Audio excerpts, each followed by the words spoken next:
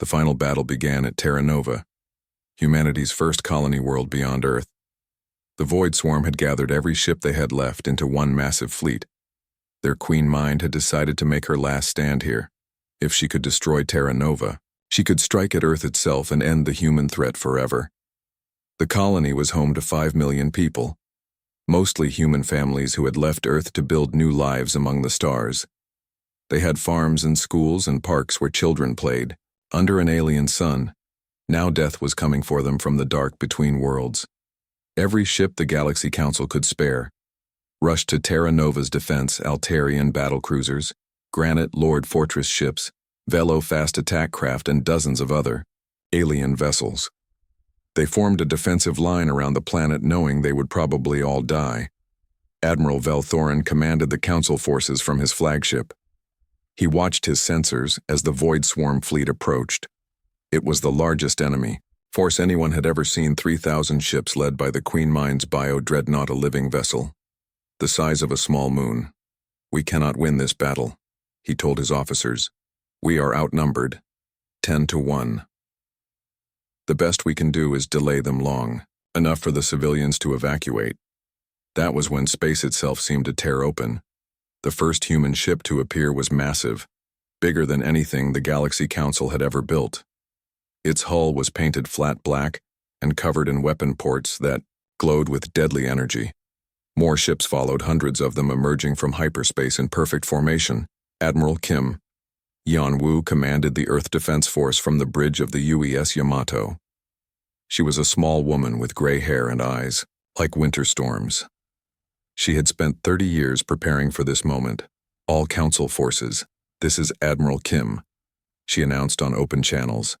"Take defensive positions around the planet. We will handle the rest." The alien commanders could not believe what they were seeing: human ships that had been hidden for decades appearing like ghosts from deep space. Weapons that made their own technology look primitive. Formations that moved like a single deadly organism. The Galaxy Council finally understood. They had been watching Earth's exploration fleet and thinking it was their military. They had seen peacekeepers and diplomats while the real warriors stayed hidden. The humans had been playing a game for 50 years, and now the game was over. The Void Swarm Queen Mind felt something she had never experienced before. Fear. Her biosensors analyzed the human fleet and found weapons that could destroy stars, armor that could resist her most powerful attacks, ships that moved faster than anything she had ever fought. These creatures had been hiding their true strength. She had made the mistake of believing they were weak. Now she faced an enemy that had spent decades preparing for this exact battle. The battle began when Admiral Kim gave a single order: fire. Space lit up like a new sun as human weapons spoke for the first time in 50 years. Plasma beams that could cut planets in half, quantum torpedoes that ignored shields and armor, particle cannons that turned matter into energy. The Void Swarm ships began dying by the hundreds, but the Queen Mind was not finished. She launched her own attack, sending waves of biofighters against the human fleet.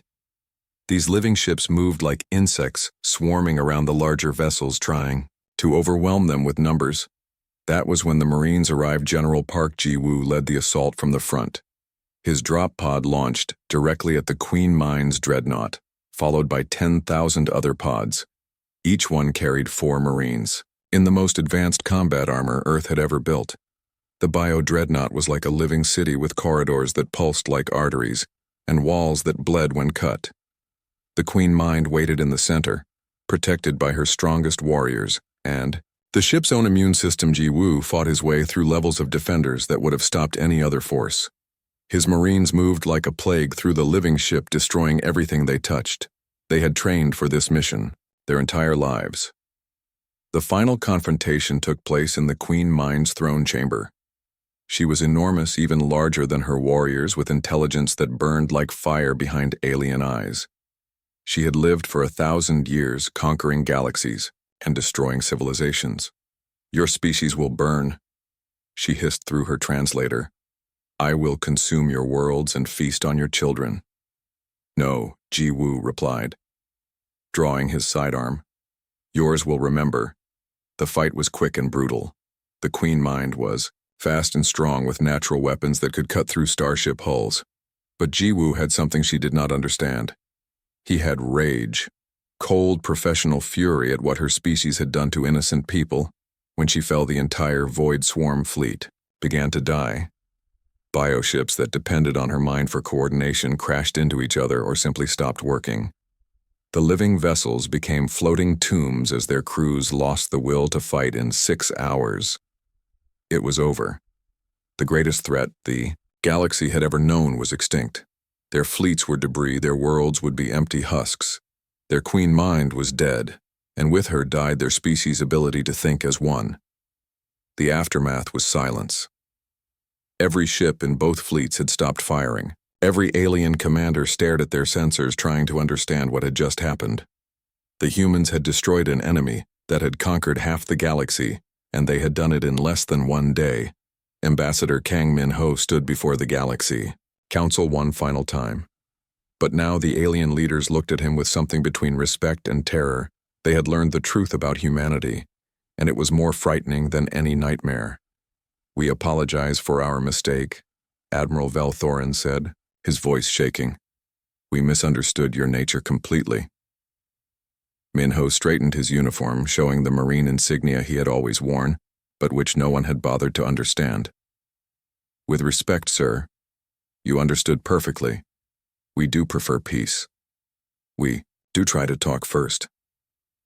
We believe in solving problems without violence." "Then why," he asked, "why hide your true strength? Why pretend to be weak?" "Because," Min-ho replied, "we wanted to give the galaxy a chance to choose peace. We hoped that other species could learn to solve their problems the way we had learned to solve ours. And when that failed, when talking failed and innocent people were threatened, we stopped sending diplomats," Min-ho said quietly. "We sent Marines."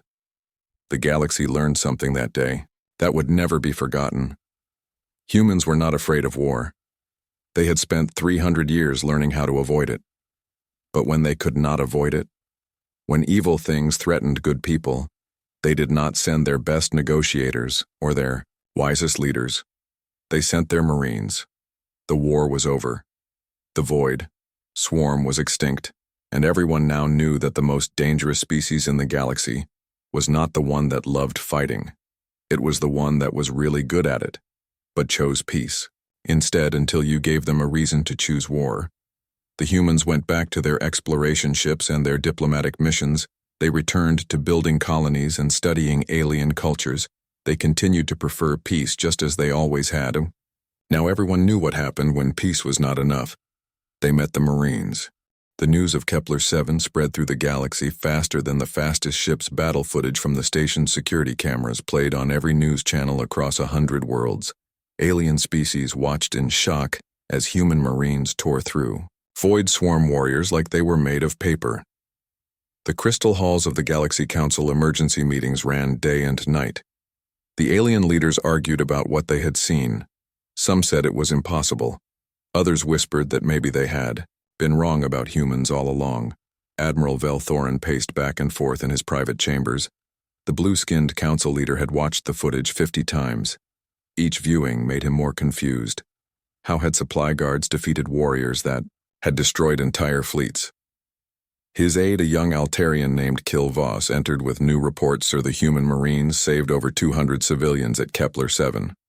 Our casualties would have been total without their help. Thorin stopped pacing.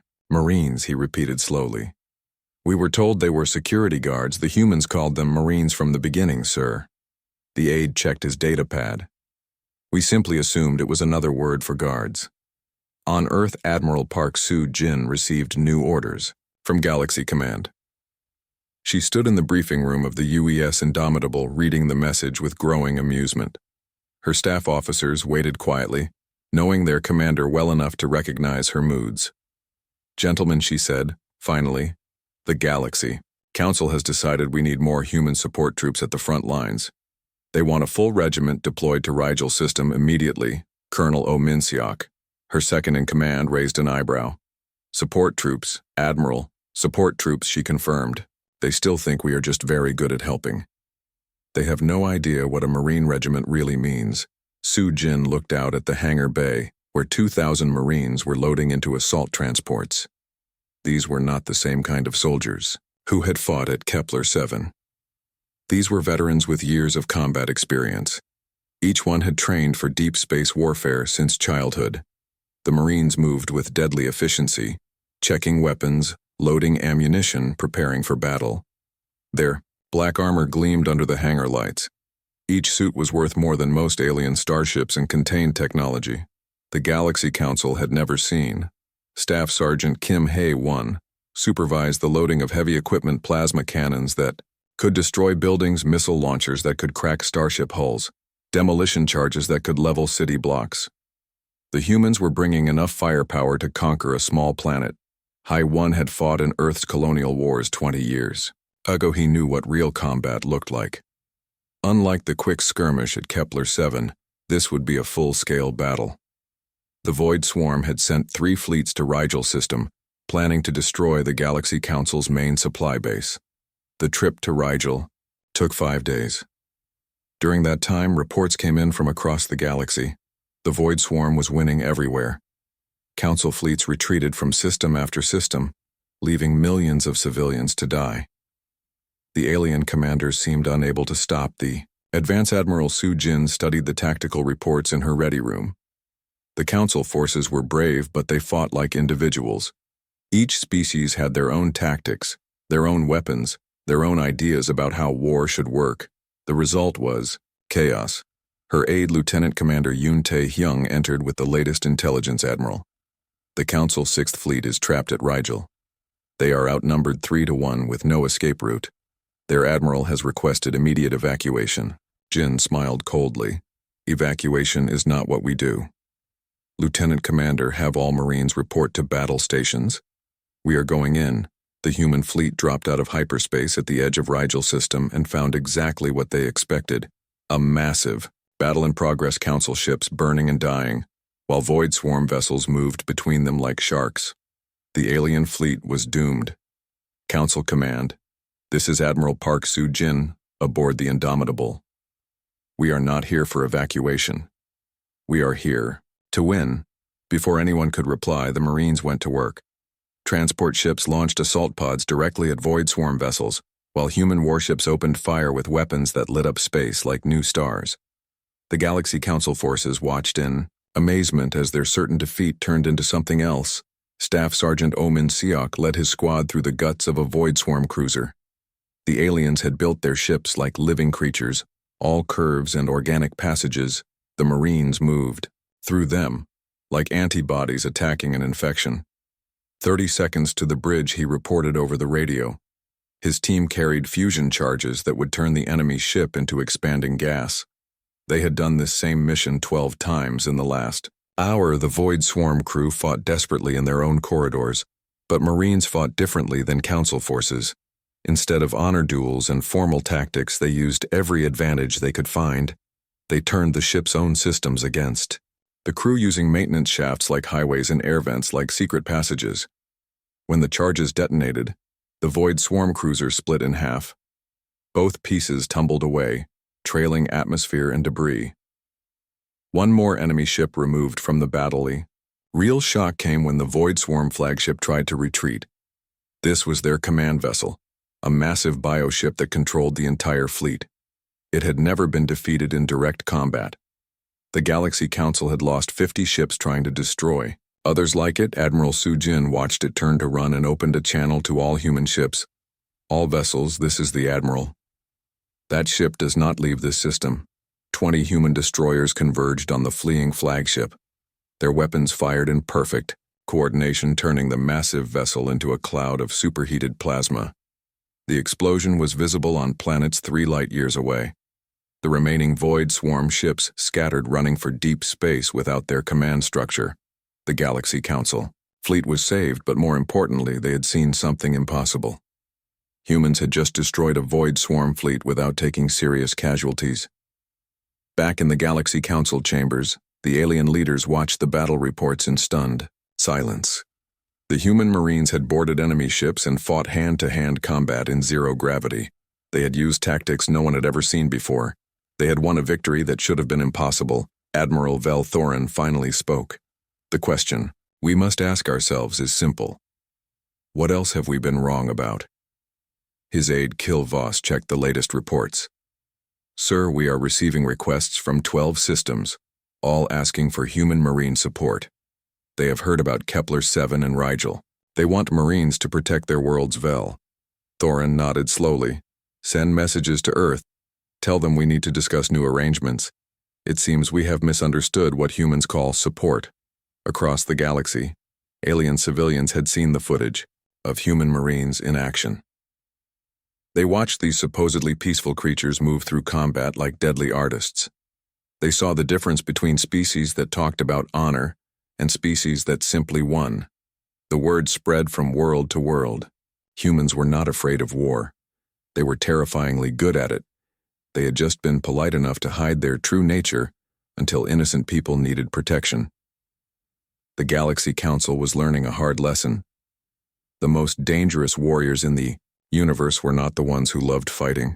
They were the ones who were really good at it but chose not to fight unless they had to. And when they did fight, they did not fight for glory or honor. They fought to win. The drop pods crashed into the landing bay of Kepler-7 station like metal meteors. Each impact shook the entire structure and sent sparks flying through the damaged air systems. Steam rose from the glowing metal as emergency systems tried to cool the sudden heat. Sergeant Major Choi Sung-min felt his pod door blow open with a sharp bang. The familiar smell of combat filled his nose, burned metal, hot electronics, and something else. Something alien and wrong. He stepped out of his pod with his rifle ready, scanning for targets around him. 39 other Marines emerged from their pods, moving like a well-trained machine. Each soldier knew exactly what to do and where to go. They had practiced this operation 1,000 times in simulation, but now it was real. The landing bay was a mess, broken equipment scattered everywhere, emergency lights flashing red and yellow, strange black substance covering the walls like thick oil. This was void swarm biomaterial, the residue left behind when the aliens moved through an area. First squad secure the civilian evacuation routes. Sung-min ordered into his helmet radio. Second squad, take the power core. Third squad with me. We are going hunting. The Marines moved out in perfect formation. Their boots made soft sounds on the metal floor. Their armor was painted flat black to avoid reflection. Each soldier carried enough firepower to destroy a small building. Private First Class. Yoon Ji-soo led first squad down a narrow corridor toward the residential section. Her rifle swept back and forth looking for movement. The walls here were covered in claw marks, deep gouges that went through solid steel contact front. She whispered into her radio. Around the corner came the first Void Swarm warrior. It was 8 feet tall with 6 arms ending in razor-sharp claws. Its head was mostly mouth filled with teeth like broken glass. Green acid dripped from its jaw, making small holes in the floor. The creature saw Ji-soo and let out a shriek that sounded like tearing metal. It charged toward her, moving faster than most aliens could run. Its claws reached out to tear her apart. Ji-soo did not panic. She had trained for this moment since she was 18 years old. She dropped to one knee, raised her rifle, and fired 3 shots in less than 1 second. Each plasma bolt hit the creature's center mass, burning through its natural armor. The Void Swarm warrior stumbled but kept coming. These aliens were tough, much harder to kill than the simulations had, suggested. Ji-soo rolled to the right as claws scraped the wall where her head had been. She came up firing, putting 6 more shots into the creature. This time it fell. The smell of burned alien flesh filled the corridor. Ji-soo checked her rifle charge and kept moving. Her squad was counting on her to clear the path to the civilians in another part of the station. Corporal Nam Tae-woo faced a different problem. His heavy weapons team had found a large group of Void Swarm soldiers trying to break into the main shelter where most of the station families were hiding. The shelter door was thick metal designed to stop accidents and system failures, but the alien creatures were using their acid spit to eat through it. Smoke rose from the dissolving. Metal parents inside screamed as they heard their children crying. Tae-woo set up his plasma cannon at the end of the corridor. He had a clear field of fire and 20 targets bunched together. It was exactly the kind of shot he had trained for. Light them up, he said quietly. The heavy plasma cannon roared to life, sending a continuous beam of superheated energy down the corridor. The first 3 Void Swarm warriors simply vanished, turned to vapor by the intense heat. The ones behind them tried to scatter, but the corridor was too narrow. In 15 seconds it was over. 20 alien warriors reduced to smoking remains. The shelter door stopped dissolving. Tae-woo could hear cheering from inside, where the families knew they were safe. Back near the landing bay, Sergeant Major Sung-min faced the biggest challenge. A Void Swarm leader had appeared. This creature was different from the others. Bigger, smarter, wearing what looked like natural armor. It moved with purpose, studying the human Marines. Like a general watching enemy troops.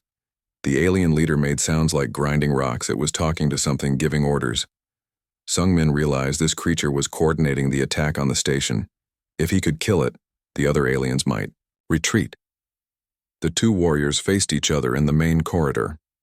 The Void Swarm leader was twice Sung-min's size, with claws that could cut through steel. Its acid spit could dissolve human armor in seconds. This should have been an easy fight for the alien. But Sung-min had 40 years of combat experience. He had fought in 3 wars, trained in every form of combat known to humans. He understood something the alien did not. Fighting was not about size or natural weapons. It was about skill and determination. "Come on, then," he said, raising his combat knife. "You want to see what a human can do?" The alien charged forward faster than something that big should have been able to move. Its claws swept down towards Sung-min's head with enough force to crush concrete. Sung-min was not there. He had rolled under the creature's arm and came up behind it. His knife found the gap between armor plates, slicing deep into alien flesh. The creature roared and spun around, but Sung-min was already moving. This was not the kind of fight the Void Swarm was used to. Most aliens fought with honor, standing face to face, trading blows until one fell. Marines fought to win. They used every advantage, every weakness, every dirty trick they could find. The alien leader tried to grab Sung-min with all 6 arms, but the human was too fast. He ducked between the creature's legs and drove his knife up into its belly. The blade found something vital, and green blood poured onto the floor. The Void Swarm leader fell backward, making horrible sounds as it died. Around the station, other aliens heard their leader's death cry. Some of them stopped fighting and tried to retreat, but the Marines were not interested in letting them escape. Dr. Lim, So Young, the human medic, moved through the station, treating wounded aliens and humans alike. Her hands worked quickly, stopping bleeding, treating burns, saving lives. The Galaxy Council species watched in amazement as this human risked her life to help them. "You came for us," said a young Altarian scientist. His blue skin was burned from acid, but he would live. "We thought humans were afraid to fight." "We are afraid," Lim replied as she bandaged his wounds. "We are afraid of what war does to people. But when innocent families are in danger, we do what we must." 3 hours after the Marines landed, the station was secure. The last void. Swarm warriors were dead. The civilians were safe, and the immediate danger was over. The human soldiers moved through the corridors, checking for any remaining threats. Captain Kim Do-hyun received the all-clear signal and opened communications with Galaxy Council Command. "This is Captain Kim aboard the Harmony Kepler. 7 station is secure. Casualties were light. Mission accomplished." There was a long silence before anyone replied. How the voice finally asked, "How did supply guards defeat Void Swarm warriors?" Do-hyun smiled. "They were not supply guards, Admiral. They were Marines, and Marines do not lose." The alarm screamed through the bridge of the human supply ship. Harmony Captain Kim Do-hyun jumped from his chair and ran to the communication station. The message coming through space was full of static and fear. "Mayday, Mayday, this is Kepler 7. Research Station. We are under attack. Void Swarm scouts have broken through our shields. Casualties are heavy. Please send help immediately." Do-hyun looked at his navigation officer, Lieutenant Park. "So Jin, how far are we from Kepler?" 6 hours. "At maximum speed, sir," she replied. "But sir, we are not a warship. We are carrying medical supplies and food." Do-hyun knew this was true. The Harmony was supposed to be a simple cargo vessel, taking supplies to frontier stations. The Galaxy Council had made it very clear that humans were only good for support missions. They were not supposed to fight. The communications officer, Ensign Lee Jun-ho, spoke up. "Captain, I am receiving another transmission. This one is from Galaxy Council Command. Put it through," Do-hyun ordered. The voice that came through the speakers was cold and commanding. "Human vessel Harmony. You are ordered to retreat immediately. Do not approach Kepler 7 station. Do not engage enemy forces. You are not equipped for combat. Operations Council reinforcements will arrive in 4 days. 4 days." Do-hyun repeated 4 days, and everyone on that station will be dead. He looked around his bridge. His crew was small, only 12 people, but hidden in the cargo hold were 40. Others people the Galaxy Council thought were just security guards. People who were actually United States Marines. Do-hyun had served in the old Earth Navy before joining the Exploration Service. He knew what those Marines could do. He also knew what would happen to the families on Kepler 7 if no one helped them. "Sir, what are your orders?" asked. Lieutenant Park Do-hyun thought about his career, about following orders, about staying safe. Then he thought about children screaming as alien monsters tore through their home. "All hands, this is the captain," he announced over the ship intercom. "Set course for Kepler 7. Maximum speed. Battle stations, Marines report to the armory down in the cargo hold." Sergeant Major Choi Sung-min was already moving. His weathered face showed no emotion as he opened sealed lockers and pulled out weapons that looked nothing like the simple tools the Galaxy Council expected humans to carry. "Listen up." Marines, he called out. 40 of his soldiers gathered around him. "We have civilians under attack. 6 hours out. Rules of engagement are weapons free. We go in hard and fast." The Marines began checking their equipment: power armor that could stop plasma bolts, rifles that fired concentrated energy beams, heavy weapons that could punch through starship hulls. This was not the gear of peaceful supply guards. This was the equipment of professional killers, private first class.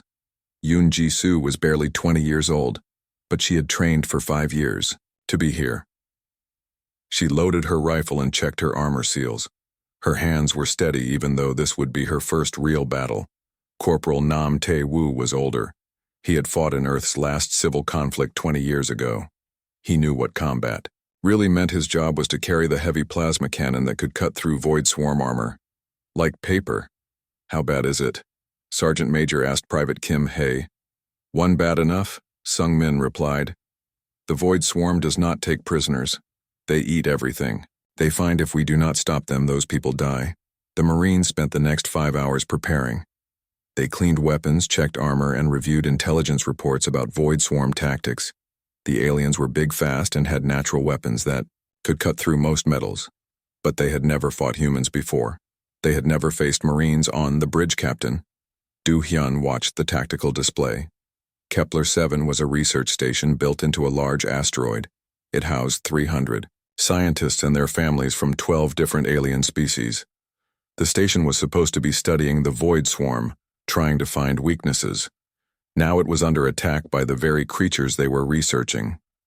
"Captain, we are receiving a transmission from the station," Lieutenant Park announced. "Put it through." The voice was weak and full of pain. "This is Dr. Vel Miran, Station Commander. We have lost outer sections 3 through 7. The creatures are inside our hull. We estimate 2 hours before they reach the civilian areas. Please hurry, we are coming," Dr. Do-hyun replied. "Hold on." The Harmony dropped out of hyperspace near Kepler 7, and the crew gasped at what they saw. The research station was covered in black void swarm ships like insects crawling over a dead animal. Explosions lit up the darkness as the station's defenses failed one by one. Scanner report called Do-hyun sign. Lee checked his instruments. 12 void swarm attack craft, sir. Each one carries approximately 50 warriors. The station shields are down and their weapons are almost gone. Do-hyun activated the Marine frequency. Sergeant Major. We are at the target drop zone as the main landing bay. You have maybe 1 hour before those civilians are dead. Roger. That, Captain, came the reply. We are ready. The Marine drop pods launched from the Harmony's belly like falling stars. Each pod carried 4 Marines in full combat armor. As they fell toward the station, the Galaxy Council would have been shocked to see what humans really sent to war. Inside his pod, Sergeant Major Choi Sung-min felt the familiar weight of gravity pulling him toward battle. This was what he had trained for his whole adult life. This was why Earth had spent 50 years building a secret military while pretending to be peaceful. The other pods fell around him carrying his Marines toward their first real test. The Galaxy Council thought humans were weak. The Void Swarm was about to learn the truth. As the pods streaked through space toward the burning station, automated systems recorded everything. The Galaxy Council would eventually see this footage. They would watch human supply guards transform into something far more dangerous. They would see what happened when Marines went to war back on the bridge of the Harmony. Captain Do Hyun opened a secure channel to Earth Command. This is Captain Kim beginning combat operations. The Galaxy Council is about to learn something new about humans. What is that? Captain asked the voice from Earth. That we do not fear war. Do Hyun replied. We have just been waiting for a good reason to fight. The drop pods hit the station's landing bay with tremendous force. Steam rose from the impact craters as the doors blew open. Marines poured out in perfect formation, their weapons ready, their faces hard with purpose. The Galaxy Council had spent 50 years watching humans try to avoid violence. They were about to discover that avoiding something and being bad at it were two very different things. The Void Swarm had made the mistake of threatening human-protected civilians. Now they would learn why Earth had been so good at preventing wars, because they were very, very good at winning them. The great crystal tower of Nexus Prime reached toward the stars like a frozen waterfall. The Galaxy Council met here every cycle to decide the fate of millions of worlds. Today they were talking about the newest species to join their ranks. The humans from a small blue planet called Earth. Ambassador Kang Min-ho stood in the center of the massive chamber. His simple black uniform looked plain next to the fancy robes and glowing armor of the alien council members. Around him sat beings from across the galaxy. The tall blue-skinned Altarians with their three eyes. The rock-like granite lords who spoke in rumbling voices. The swift Velo who moved so fast they seemed to blur. The council leader, an ancient Altarian named Vel Thorin, spoke. First his voice echoed through the chamber like distant thunder. We have studied your species, human. Your people are weak. They fear conflict above all else. Minho tried to stay calm. He had been Earth's ambassador for 3 years now. He knew how. These aliens thought. They believed that any species that preferred talking over fighting must be cowards. This was not the first time he had heard such words. That is not exactly true. Honored council leader. Minho said carefully, humans prefer peace, because we understand the cost of war. We have seen what happens when conflicts go too far. The Granite Lord, Morketh, made a sound like rocks grinding together. Cost, he rumbled. Your species runs from every fight. Our scouts have watched your people for decades. When faced with violence, you always choose to talk first. You even have laws against fighting, yes. We do have such laws, Minho replied. But those laws exist because we know how to fight very well. When we make rules against something, it usually means we are good at it. The council members looked at each other with what might have been amusement on their alien faces.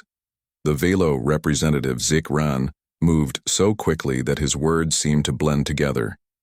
Your military forces are tiny compared to ours. You have no great weapons, no mighty fleets. Your soldiers train for peacekeeping, not real war.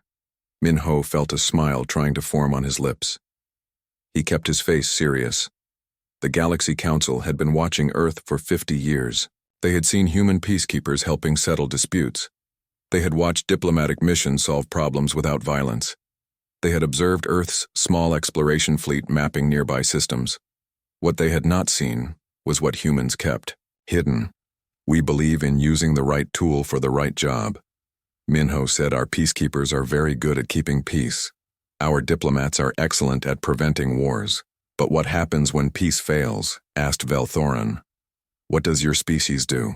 When talking stops working, we send different people, Minho answered. The council chamber filled with what sounded like alien laughter. The beings around him clearly thought this was funny. A species so weak that they had different people for different jobs. How could such creatures survive in a galaxy full of dangers? This is why we have decided, Vel Thorin announced, that humans will serve in support roles only. You will carry supplies, fix broken equipment, and help with medical care. You will stay. Far from any real fighting, the Void Swarm grows stronger every day. We need warriors, not weaklings. The Void Swarm was the reason this meeting was happening. The bug-like aliens had appeared from dark space 2 years ago. They consumed everything, in their path turning entire worlds into empty husks. Their black ships moved like hungry wolves, destroying fleets and colonies without mercy. So far, nothing had been able to stop them. Min Ho bowed his head as was expected. Thank you for this opportunity to serve. He did not mention that Earth had been tracking the Void Swarm for 3 years, since before the Galaxy Council even knew they existed. He did not mention the secret meetings between Earth's military leaders and their plans for dealing with this threat. As he walked from the chamber, Min Ho activated his communicator Earth command. This is Ambassador Min Ho. The Galaxy Council has made their decision. We are assigned to support roles only. They believe we are too weak for combat operations. The voice that answered belonged to General Park Ji-woo, the head of Earth's Marine Command. I see. And how did you respond? Ambassador, I told them we used the right tool for the right job. Min Ho replied. There was a pause, then a sound that might have been laughter. Very diplomatic, Ambassador. The general's voice became serious. How long before they realized their mistake? Not long, Min Ho said, looking up at the stars through the crystal walls. The Void Swarm is moving faster than the Council expects. Their fleets keep losing battles. When they get desperate enough, they will ask for help from everyone, even the cowardly humans, back on Earth. General Park. Ji-woo sat in his office deep beneath the Rocky Mountains. Around him, screens showed star maps, fleet positions, and casualty reports from across the galaxy. His assistant, Colonel Lee Hai-jin, entered carrying a data pad. The Galaxy Council's decision has been confirmed, she said. Humans are restricted to non-combat roles. Only supply runs, medical support, and equipment repair. Ji-woo nodded slowly. He was a big man with gray hair and scars from old battles. His hands were steady as he pulled up Earth's real military files. The ones the Galaxy Council had never seen. Colonel, how many Marines do we have ready for deployment? Hai-jin checked her data pad. 2 million active duty, sir. Another 1 million in reserves, all trained and equipped for deep space operations. And our fleet status? The real fleet, Ji-woo asked with a slight smile. 200 heavy cruisers, 400 destroyers, 50 dreadnoughts. All with the new quantum drives and plasma weapons. The ones we have been building in the hidden shipyards. Hai-jin smiled back. The Galaxy Council thinks our biggest ship is the exploration vessel, Harmony. They have no idea we built an entire battle fleet while they were watching our peacekeepers. Ji-woo stood and walked to the window that showed the mountain peaks above. Even through tons of rock and metal, he could see the stars waiting. The Galaxy Council thought they knew everything about humans. They had watched for decades and seen exactly what Earth wanted them to see. Sir, what are your orders? Hai-jin asked. We wait. Ji-woo said. The Council will use us for support roles until they realize support is not enough. When the Void Swarm starts winning more battles, they will ask for every ship, every soldier, every weapon they can get. And then, sir, then we will show them what Marines really do, Ji-woo said quietly. We will show them that humans do not fear war. We have just been very good at avoiding it. Outside the mountain complex, normal life continued.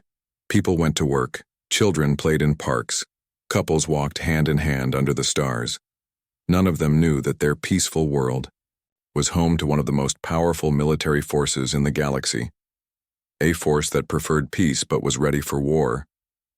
The Galaxy Council had made their decision based on 50 years of watching. They had seen what they expected to see. A weak species that avoided conflict at all costs. They had not seen the hidden bases, the secret weapons, the Marines training in simulation rooms that recreated every possible battle scenario. Soon the Void Swarm would teach them the difference between choosing peace and being forced into war. And when that happened, the galaxy would learn why humans had been so good at avoiding conflicts, because they were very, very good at ending them.